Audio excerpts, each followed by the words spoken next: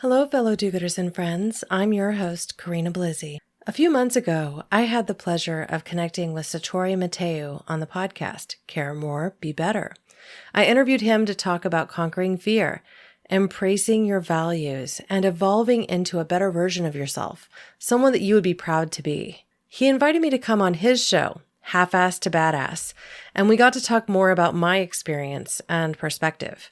Satori asked me questions that caused me to pause and really think. I reflected on my childhood and a few formative experiences that shaped the idealist and activist that I would become. We talked about the power of belief and how one person can change your trajectory just by showing you that they believe in you. I reflected on my years building Nordic Naturals, the company it was when I first discovered them, and how I saw the opportunity of what it could become. Before we close, we end up talking about insomnia and how I've worked to cure mine over the years, and also how he his. I figure if nothing else, this episode is a story of pushing through discomfort to discover what you can be. And it feels like the perfect guest show to share as we prepare for 2022. You can find Halfass To Badass wherever you listen to podcasts, and Satori Mateu on his website, satorimateu.com. As always, I'll include links with show notes. I hope you enjoy the show, and I wish you all an incredible 2022.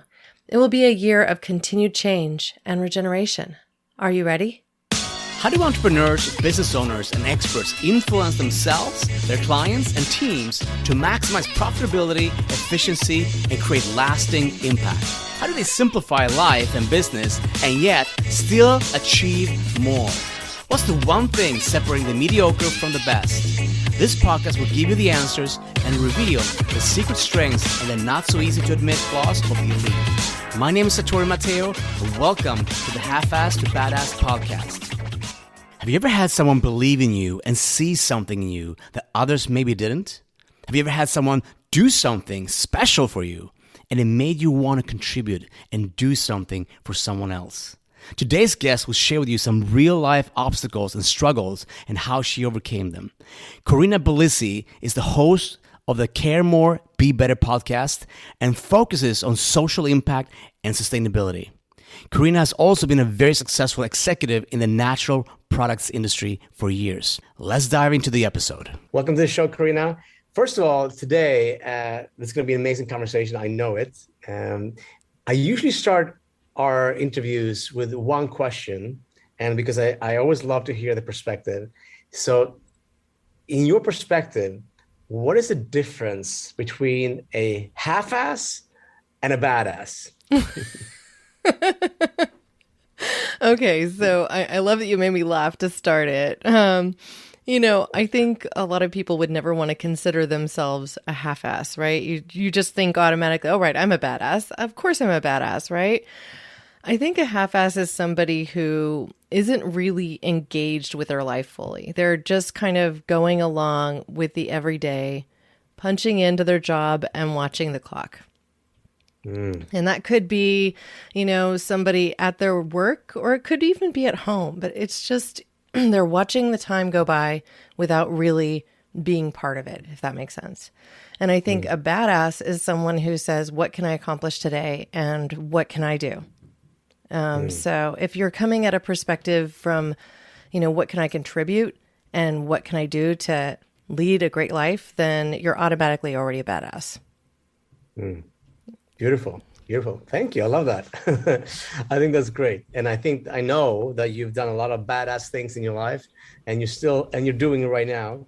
So I always want to understand people's perspectives and people's trajectory, because they take so many different forms and shapes, and you have your journey, your life journey, and you have had so many different experiences in your life that kind of created and shaped who you are today.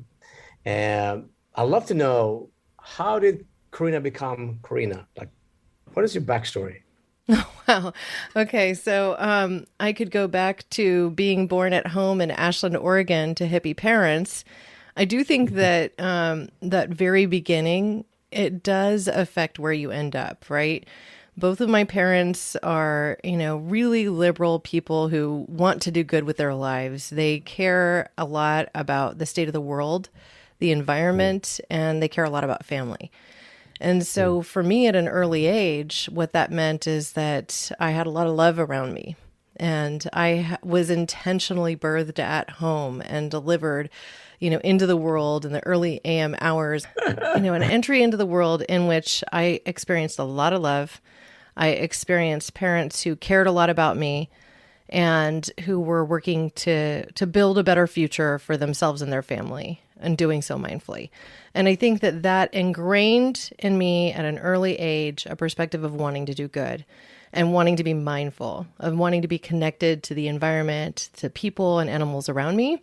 And so, that led to me studying anthropology and wanting to understand people more. It then led to me going and working in the natural products industry, trying to build companies that would sell responsible products that help people live a healthier life.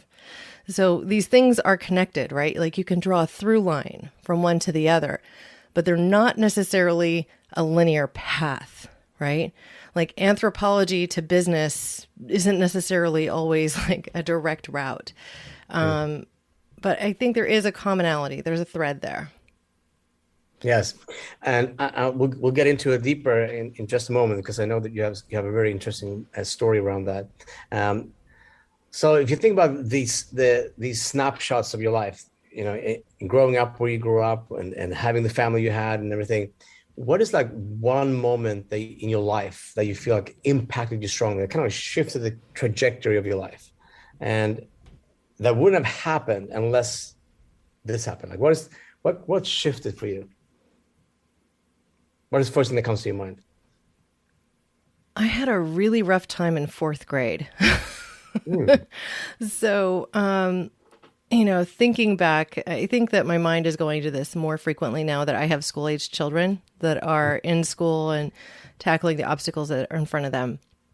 When I was in fourth grade, I had a professor that treated our coursework as if it was a militaristic event, and we had homework for every subject every single day, and projects that were quite in-depth.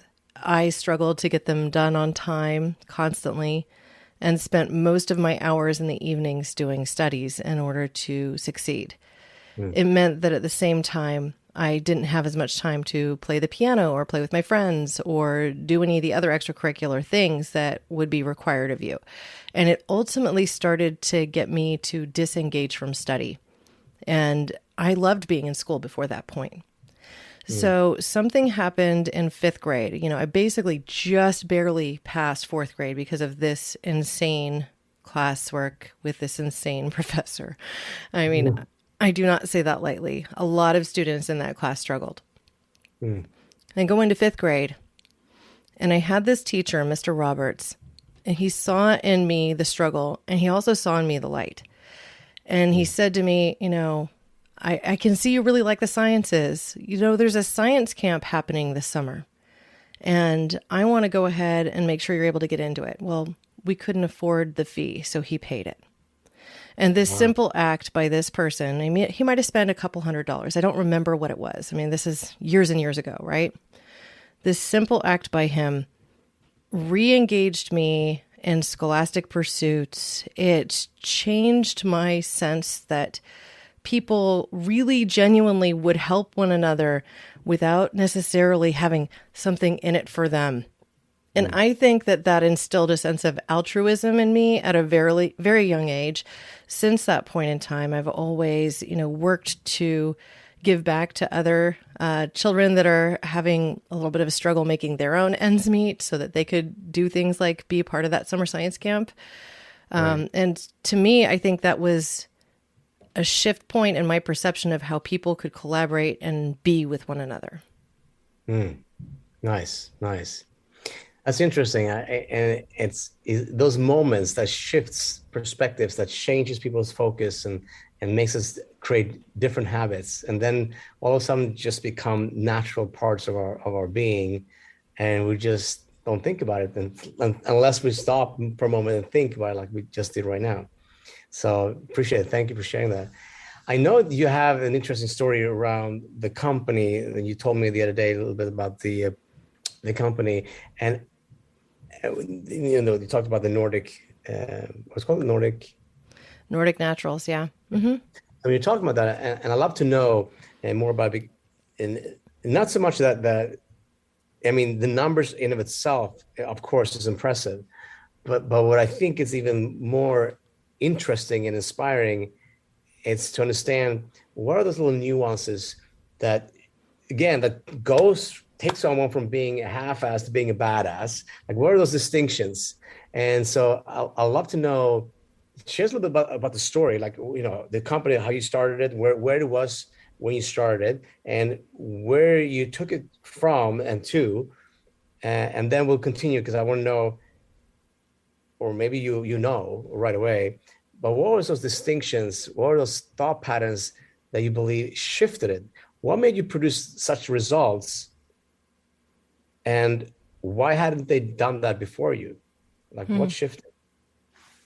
Yeah, I mean, there are some external as well as internal things, but I will first start with how I discovered the company. And I think it will give some light to where they were at the time that I worked with them.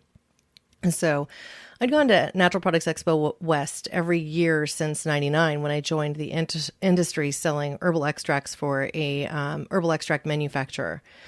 And so I would go there, I would look for new clients potentially to collaborate with to create really great formulas that we would then market to the end consumer, right? So I always looked at going to this show, which is like Disneyland for adults to me, especially for those with hippie naturalistic roots, right? Like, oh, natural food, supplements, it's like the mecca for that, really. And so I'd wandered the aisles and I was just wanting to be thorough in my pursuit. So I went to this section of the trade show floor that was, less trafficked and had a lot of newcomers. And I discovered Nordic Naturals. There was this woman, Bonnie Johnson, standing in the booth, and she's very prim, wearing like all kind of grayish tones, kind of subdued, right? And very kind of Scandinavian in his look. There's a booth that's just a simple tabletop, and this 3.5-year-old girl named Maria is pictured holding this giant codfish on display to you, right? Like the fish probably outweighs her. And and so I'm like, wow, that just stopped me in my tracks. And then Bonnie is telling me all about these fruit flavored soft gels, and I should, try them and chew on them. And I'm looking at her like she's crazy, because I was a competition mountain biker in my youth, and I'd taken a lot of fish oils, and they always made me fishy burp. I mean, I took enough of it that I would literally sweat it out. Like my jersey after an intense ride would literally smell like stinky fish. Yes. And so I didn't have the most pleasant experience with it, right? And I'm like, I'm looking at her like she's crazy. I take a soft gel, I bite it, and wow, it's not unpleasant. It tastes like strawberry bubblegum, if I'm being clear, And it's like, okay, well, this can be done. So I'm still thinking about it from a perspective of this could be a potential customer, formulas with herbal extracts or whatever, right?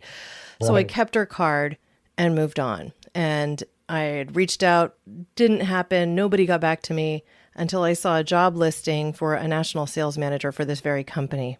And I thought, I could do that job. I'm doing that job for someone else right now.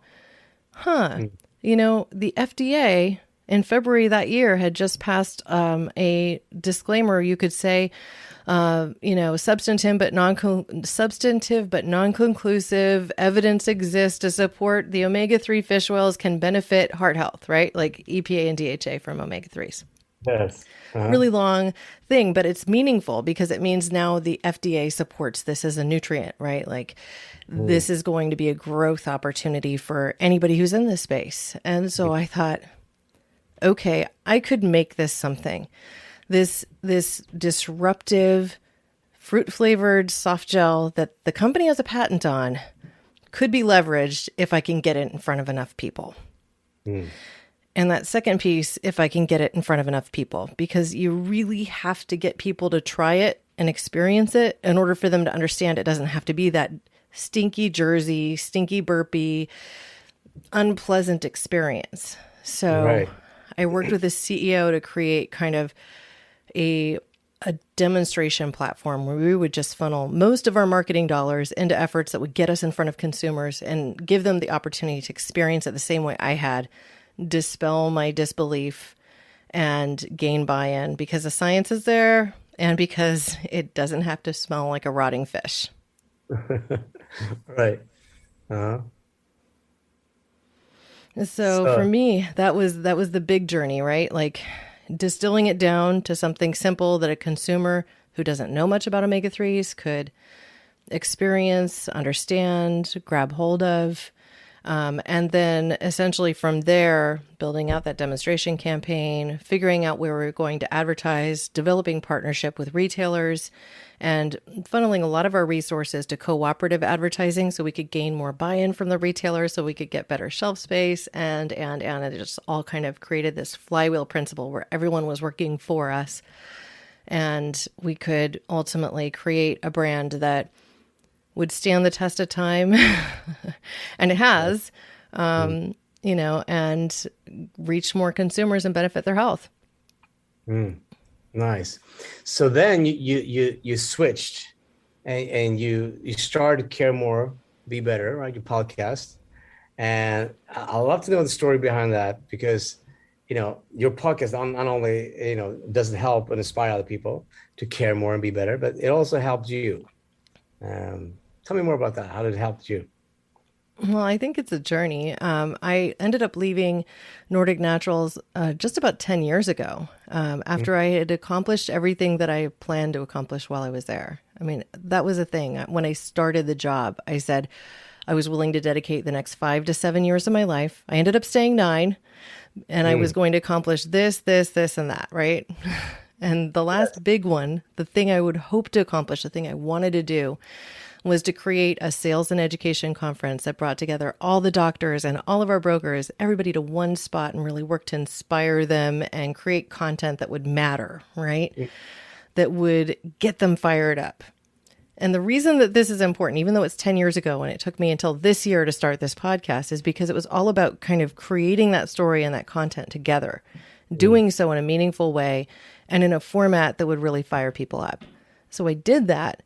And we got it into the world. And instead of our brokers feeling all drained by the time they ended up to Expo West and having this really intense time and then being at a big trade show that was a lot of work, they went in and were soaring high on everything that we created together, right?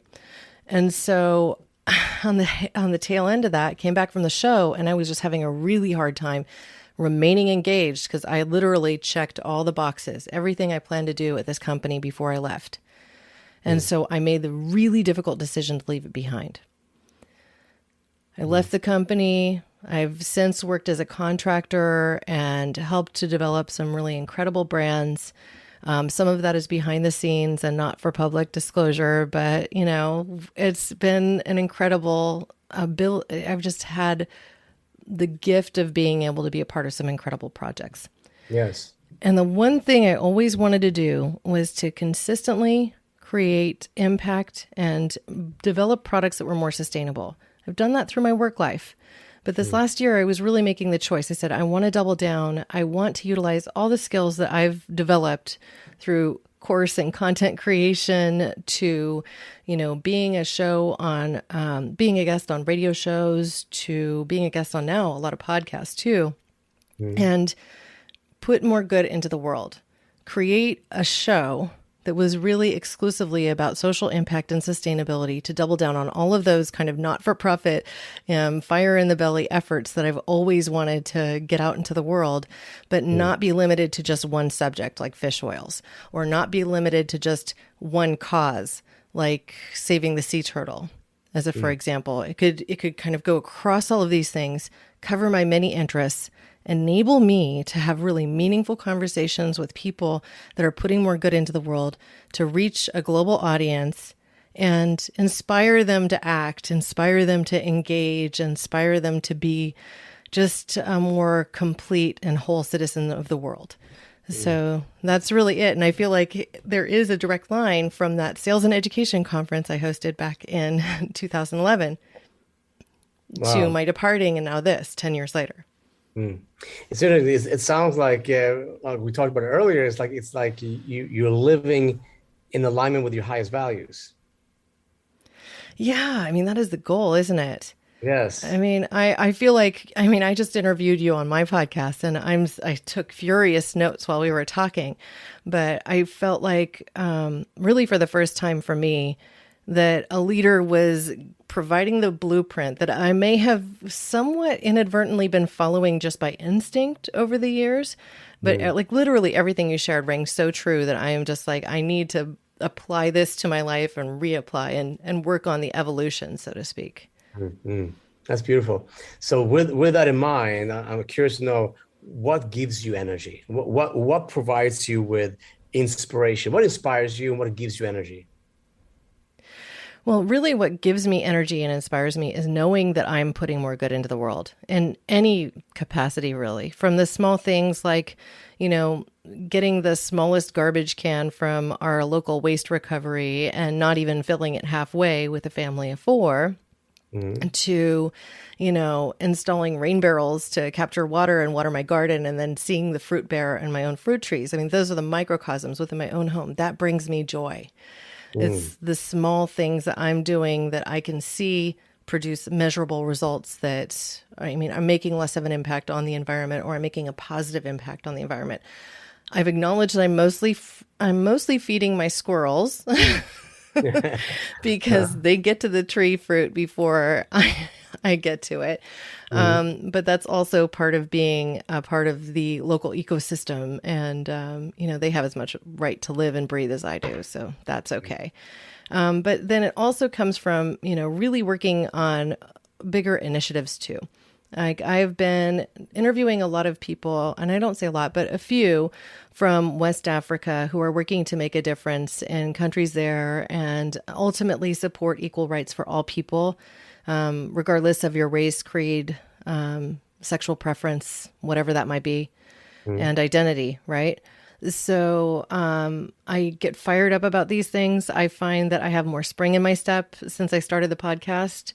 I mm. do talk about this on an earlier episode too, when I connected with Chris Roberts of the North Wales Dragons. It's a not-for-profit soccer club, Mm. football, you know, for Europeans out there.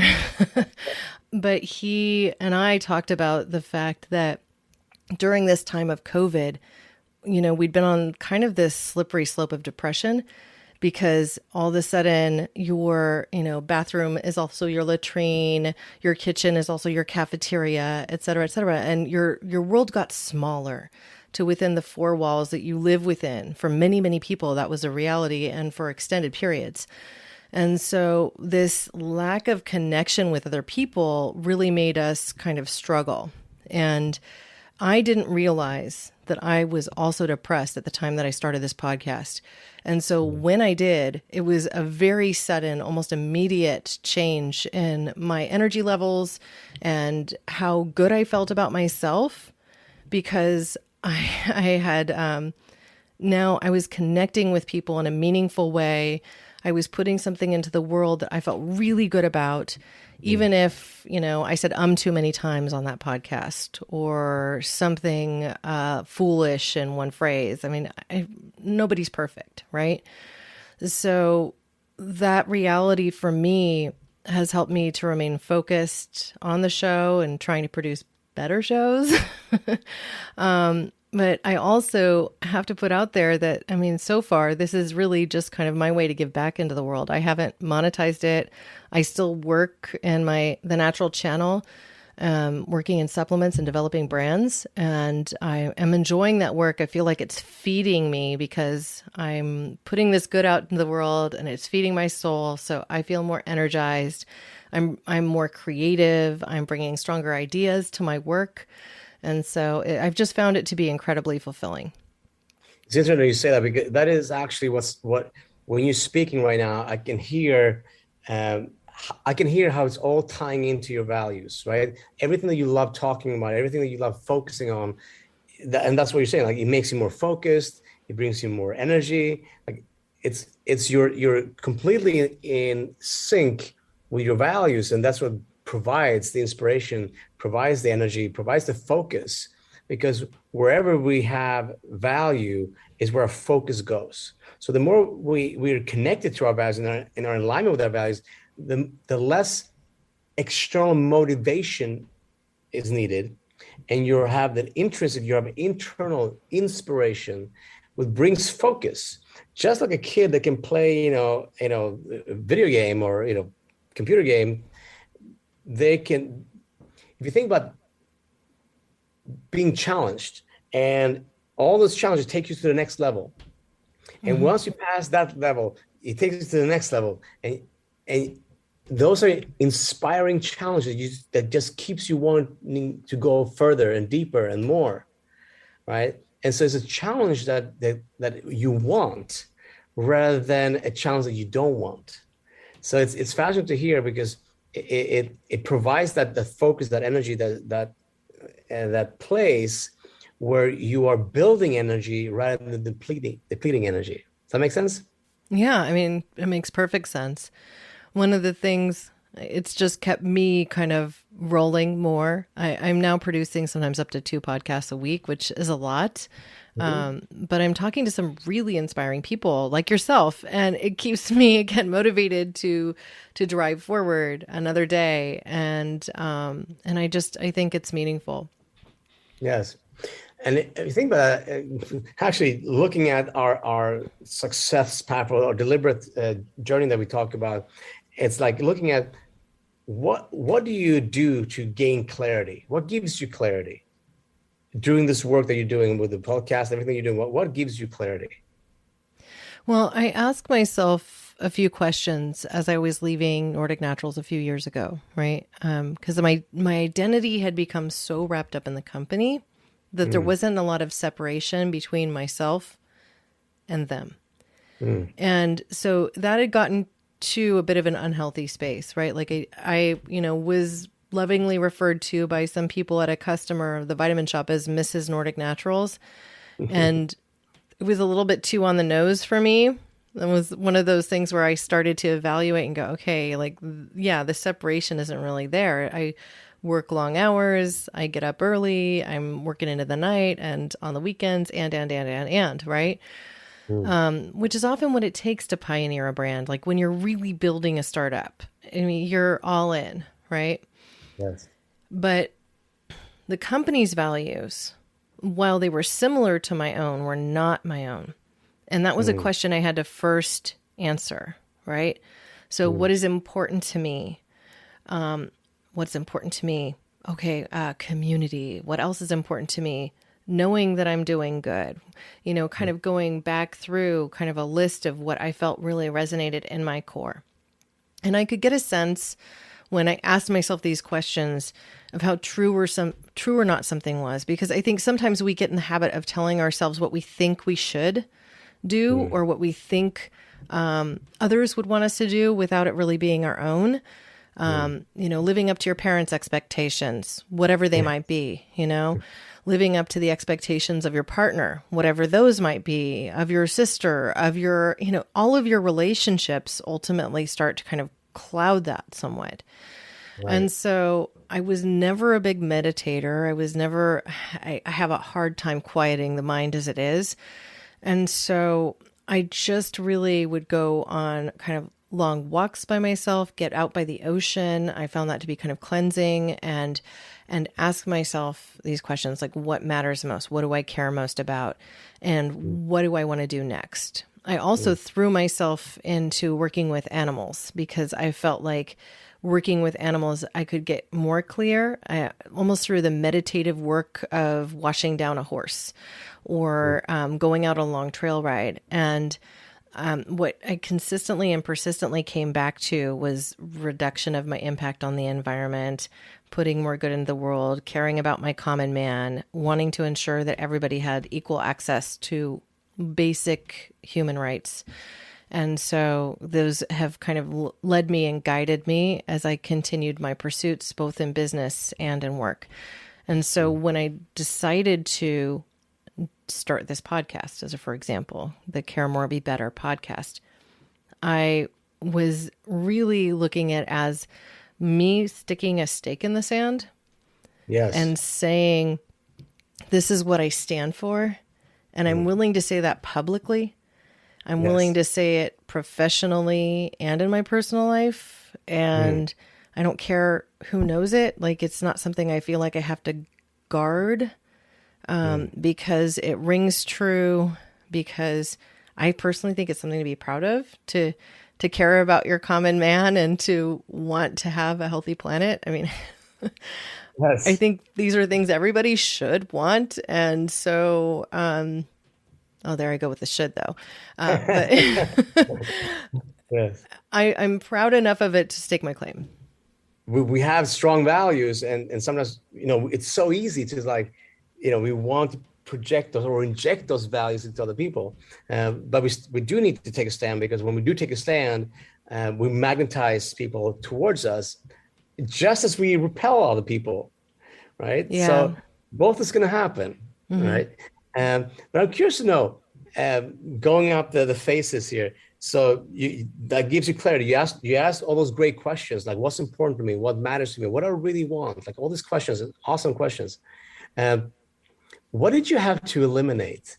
What did you have to say no to? I always talk about that when you say no to something, you say yes to something else. You make something else possible. And when you say yes to something, you say no to something. So you're always saying yes or no to something, and something is going to come to your life, or something's going to be eliminated. So what did you eliminate? What did you say no to in order to create the space for you to have this podcast and build the brand that you're building right now and everything that you're creating? What did you have to eliminate from your life? Well, I think of it as internal or external. Yeah, I think it is. I think of it more as additive. I try to keep a positive headset on in just about everything I pursue. But if I was to choose the things I eliminated the possibility of going to work for companies that don't care about social impact and sustainability. So I eliminated a possible future, at least in my mind. So like if, for instance, RJ Reynolds was to come to me and say, come work for us. And, what do? They sell tobacco and other products. The answer would be no, right? Regardless of, what I might otherwise want to do from a fiscal perspective, right? Like if they came with a huge offer that was like something would be difficult to say no to for a lot of people, it would be a simple no for me. And for me, that just provides further clarity. I've automatically said no to something that I wouldn't have already wanted anyway. Another thing I have said no to is really, I think, working full-time in an office at a headquarters that's located somewhere else. Yeah, so when you say no to things, you say yes to something else. So you're literally saying no to and not working with companies that don't stand for the things that you stand for, which meant you said yes to what? I said yes to making a choice to work for companies that are really rooted in values of doing good. And so I think that ultimately will dictate where I go from here in a professional scope. I'm not likely again to work for a tobacco company or somebody who sells vodka to the masses. I mean, these are things that I don't necessarily say, oh, that's awful or terrible. I mean, heck, if people want to drink alcohol, they can. If they want to smoke, they can. But I don't think those companies are necessarily out there to do good. They're there to sell vices to people who become dependent on them in many cases. Right. So, that's my limit. It's kind of like a limit, a line in the sand that I've drawn. I also said no to really taking on stories or guests that don't resonate with the ethos of the show. And what that does for me is focuses my efforts in networking.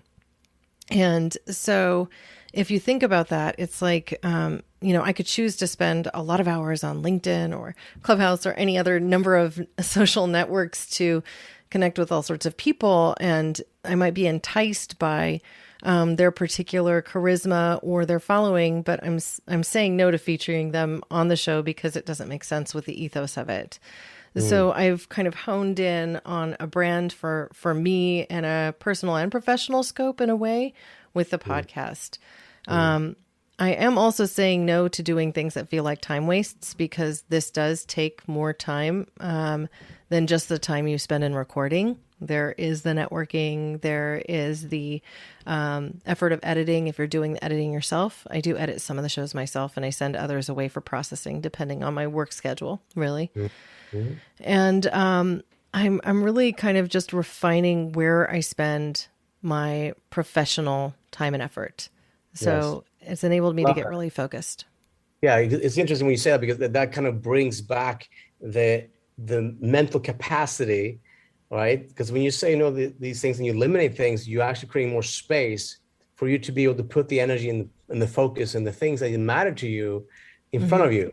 And it gives that, you give more life to the things that actually are important to you rather than the things that are not important. So I love that, because I think today there's so many entrepreneurs in the world and people that want to create a business, but they can't get over that hump or that extra effort that it takes. But I think that part of it is because there's putting so much effort and thinking of things that they actually don't need to focus on. Like, you have your expertise, you have your knowledge, your skill set, and you've created the brand that you want to create and you're building it, but you're not putting your focus on things that just takes a lot of time and drains your energy, and you put focus on the things that actually gives you energy. So I think that's very important. So what is one thing that one thing or a habit that you see makes you productive, that produces energy for you? What is a habit that you have that creates structure in your business? Well, one is that I really try to use my calendar, and thankfully my professional email is also a Google Calendar. So I sync all of them across for, minimized effort across all platforms, for my personal to provide to my professional. And that enables me to really keep an eye on what's expected. I have some basic habits of trying to wrap up each day with a few notes to myself, where I just jot down a couple of things that I accomplished that day and keep an eye on what I have planned ahead for the rest of the week. And I say the rest of the week often because, I really try to not schedule so much into a single day, so that I can have more focused time and planning. And if I need to have an ad hoc meeting related to work, I can fit that in. So I really create a flexible schedule for every afternoon, because that way in the afternoon hours when I'm feeling more creative, I can kind of go where it takes me.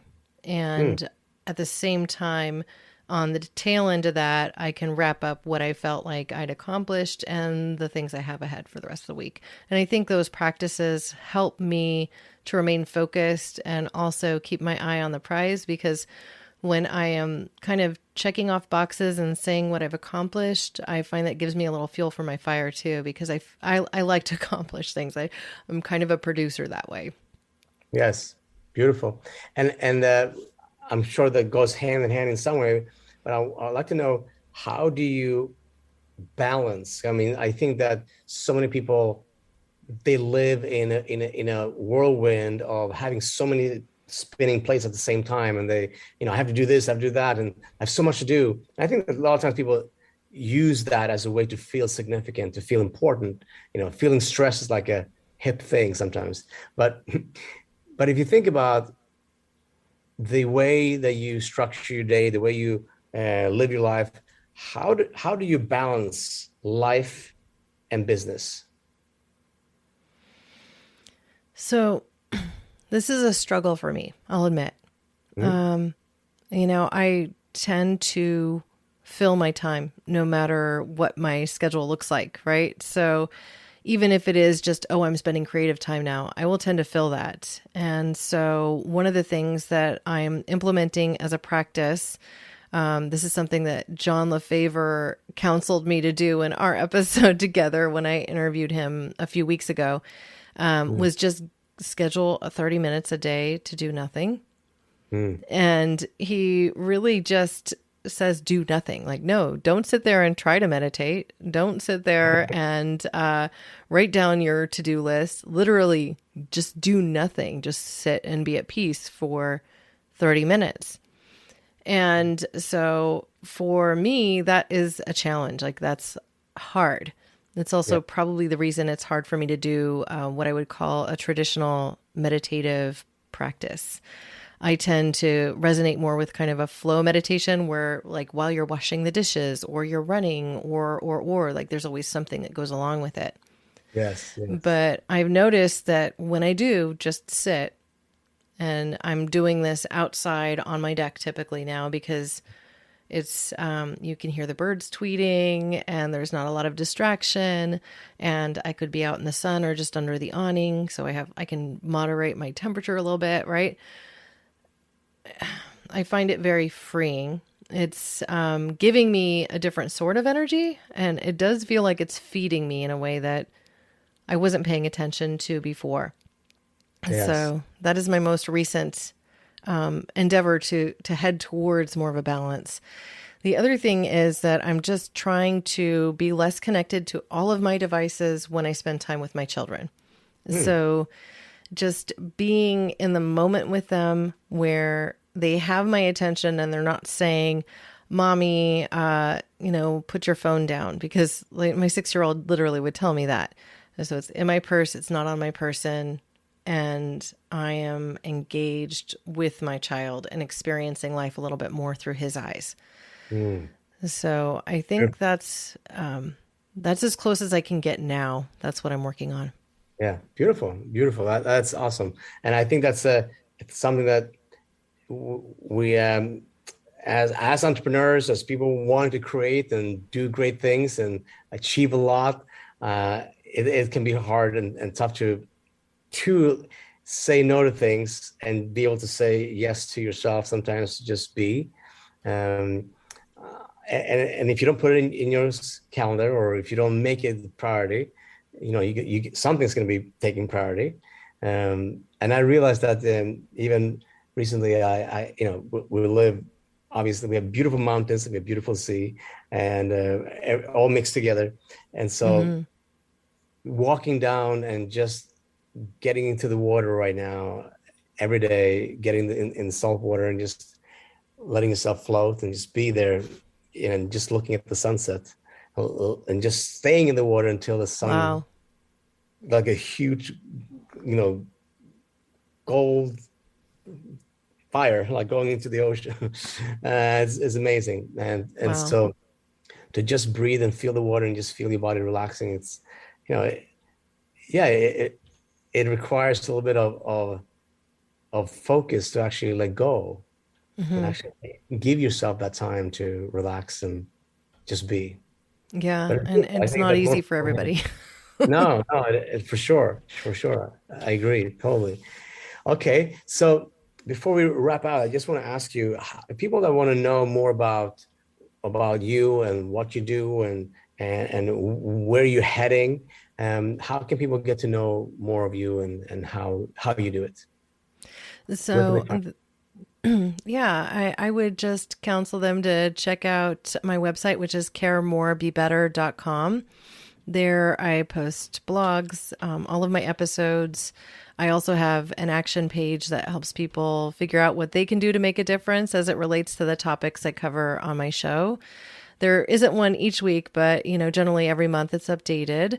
I also wanted to leave your audience with a bit of a gift if they ever suffer from a busy brain and insomnia. So this is just something that came to me as we were talking a moment ago. So if I can backtrack for a sec. Yes, go ahead. Great. So I used to suffer from insomnia, and this was bad during the throes of busy work, especially when I was putting in those 80-hour weeks at Nordic Naturals.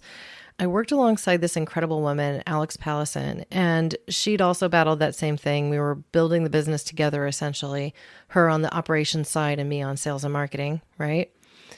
And she said, Corinna, just remember to tell yourself when you wake up with that busy brain, or if you're having a difficulty getting to sleep, this is me time.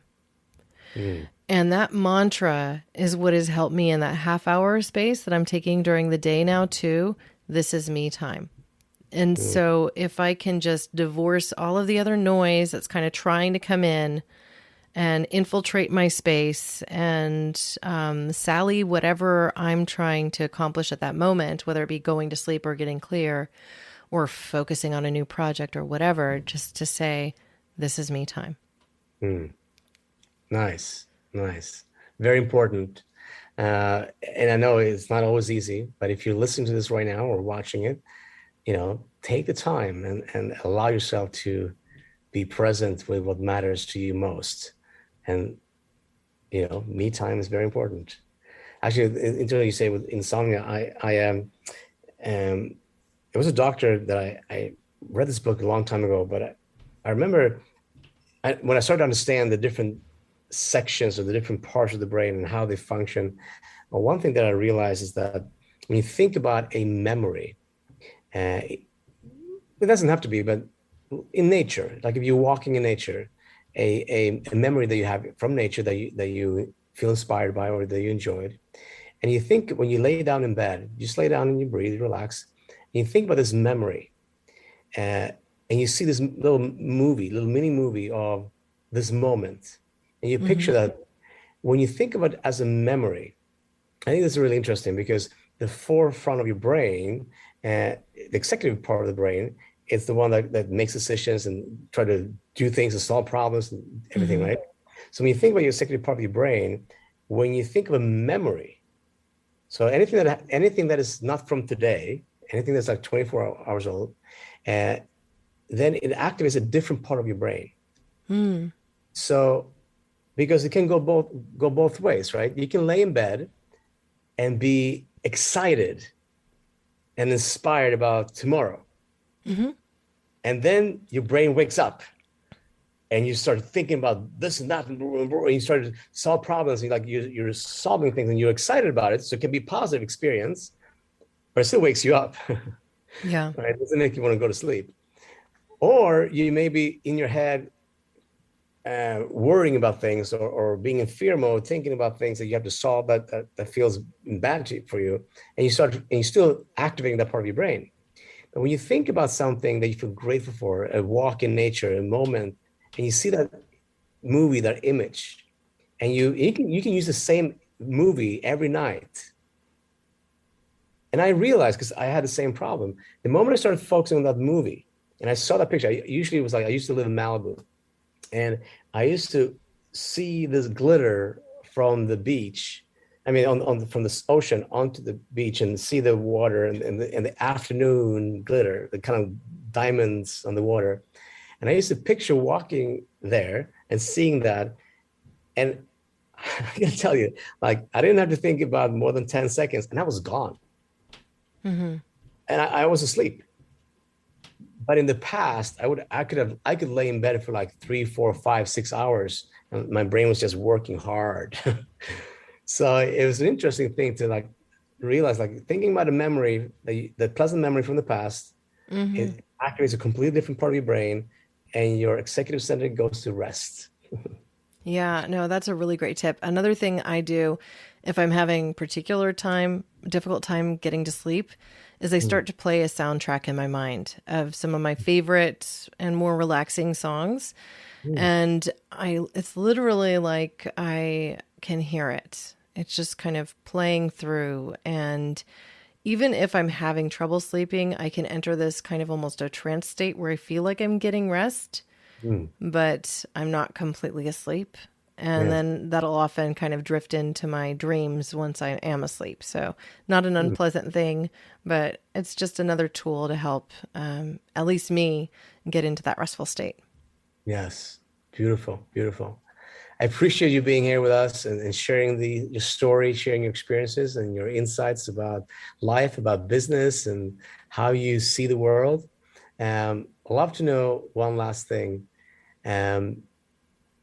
If you had to like leave everything behind you, like anything that you own, and all you were left with was your knowledge, your skills, you get to keep all that stuff. How would you do things if you had to start from scratch?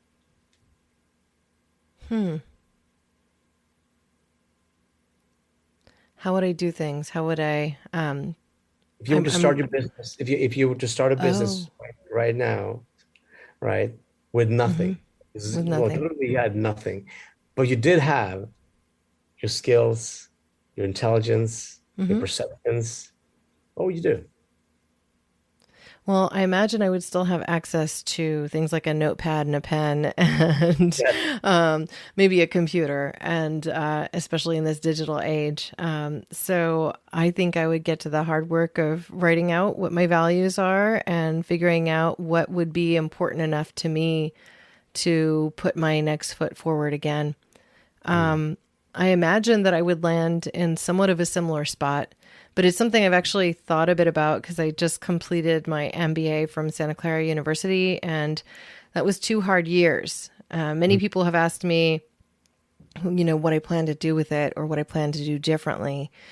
And the reality for me has been, I feel like I'm just here to do more of the same. I just now have more tools in my tool shed with which to do the work that I plan to kind of head forth on.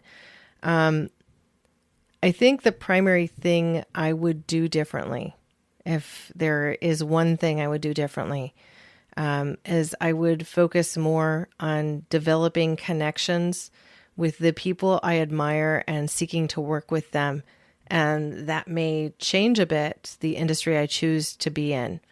So it's a big question that I've been asking myself.